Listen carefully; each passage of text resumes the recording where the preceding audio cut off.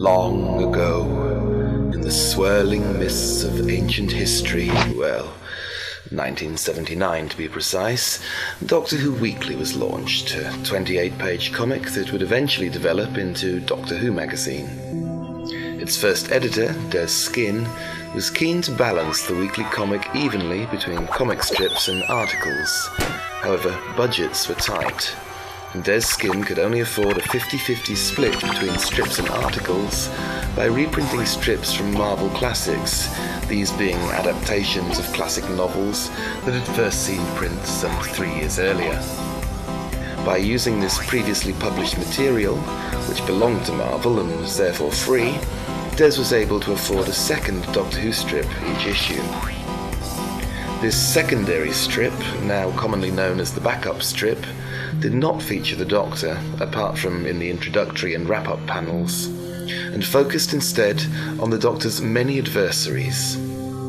In the days when the only way to experience such monsters as Ogrons, Silurians and Ice Warriors in action was in the Target novelizations, these strips gained instant popularity, fully justifying Skin's self-professed passion for them.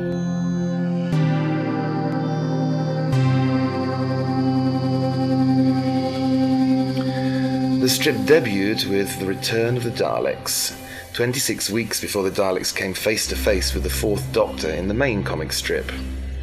The Return of the Daleks was written by Steve Moore, penciled by Paul Neary, and inked by David Lloyd. It was followed by Throwback: The Soul of a Cyberman, again written by Steve Moore, but now with art by Steve Dillon.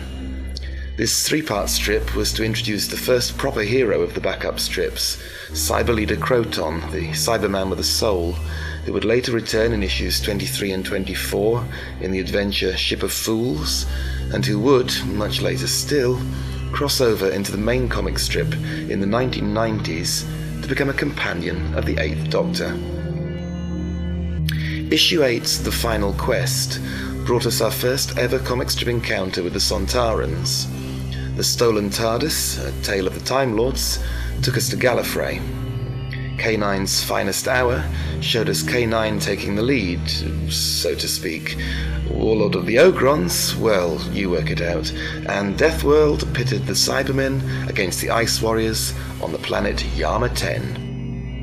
Of course, what followed in issues 17 to 20 proved the backup strip's greatest triumph as Absalom Dark, Dalek Killer, made his first appearance, with scripting duties still held by Steve Moore and art duties handled by Steve Dillon.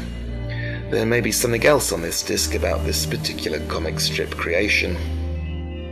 Twilight of the Silurians, dedicated to the memory of Malcolm Hulke, and The Outsider, another tale of the Sontarans, followed, before we once again caught up with Mr. Dark in Star Tigers, which covered issues 27 to 30 and is effectively the comic strips covered by the main presentation on this disc. Yonder the Yeti remains to date the only comic strip adventure of the Yeti, though the Ice Apes from TV Comics' Second Doctor strip so closely resemble them that they have copyright infringement written all over them. With the creepy Cyberman story Black Legacy and the Auton adventure Business as Usual, Alan Moore made his Doctor Who comic strip debut. Art was provided by David Lloyd, and the pair would later work together again on V for Vendetta, which is very famous. As Doctor Who Weekly transformed into Doctor Who Monthly, so the Star Tigers returned for another 3-part outing, this time gaining Harmer the Ice Warrior and Vol Mercurius, and apparently setting up many more returns for the Dalek-destroying crew. Star Death by Alan Moore takes us back to Gallifrey and back to the time of Rassilon, and explicitly states for the first time that Rassilon and Omega were contemporaries, something the television series had only vaguely inferred, but which would become canonical during the era of the 7th Doctor. In Touchdown on Deneb 7, another tale of K9 taking the limelight, and Voyage to the Edge of the Universe, a story featuring the demons, Paul Neary took over on writing duties, having previously worked on the art side. Crisis on Kaldor saw the comic strip debut of the Robots of Death, incidentally the most recent one-off monster ever to feature in the strip, and a return to the backup strip for Steve Moore, though it would also prove to be his swan song.